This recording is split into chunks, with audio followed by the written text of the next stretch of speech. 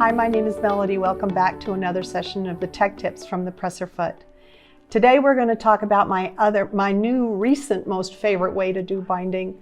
I'm always in a hurry, and this is a way that you can get a nice, neat, small binding around a quilt in a hurry. The foot that we're going to be using today is the number 71 foot. It's technically the run and fell foot used for when you did the side seams of your jeans, a flat felled seam. But it's got a beautiful channel down the bottom of it that actually rolls your binding up and has it so that it fits and you can do your straight stitching and still be within the seam allowance on both sides of your binding. So it makes a very neat, tidy binding in a hurry. So I'm going to put this one on. The cool thing about this one is you can also use this foot to create your seam allowance because the channel in the bottom will hold the fabric and your quilt in the right position. So if you run it so that your foot is right at the edge of the fabric with the binding at its edge, it will hold it in place and your seam will stay very consistent.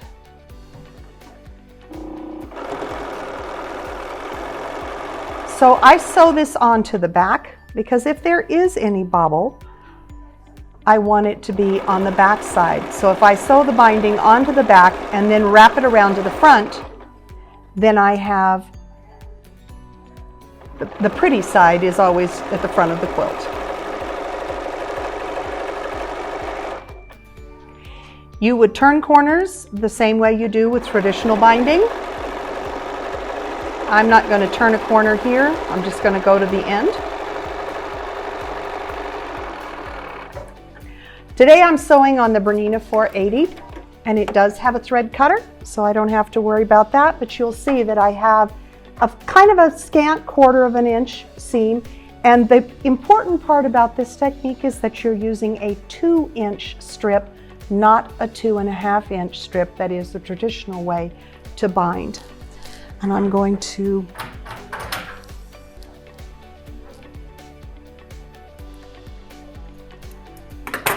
cut that off so we're out of the way. Now for the fun part.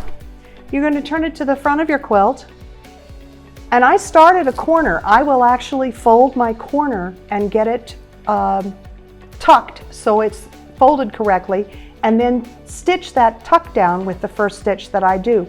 Because I'm just doing a straight line here, I can actually run it under, and I can move my needle over just a little bit so that I'm closer to the edge of the binding.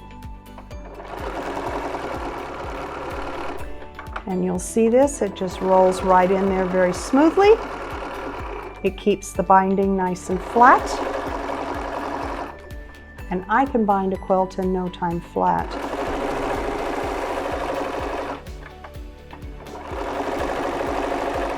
Because you've cut a smaller strip, this smaller seam allowance still fills the binding.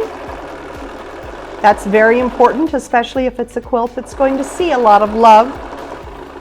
The more full a binding is, the longer it will last, because you don't have the side-to-side abrasion.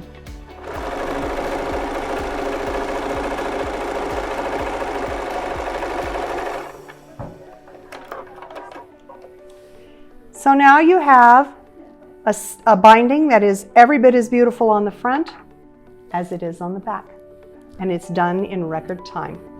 Thanks for stopping in, and we look forward to seeing you again soon for another tech tip from the Presser Foot.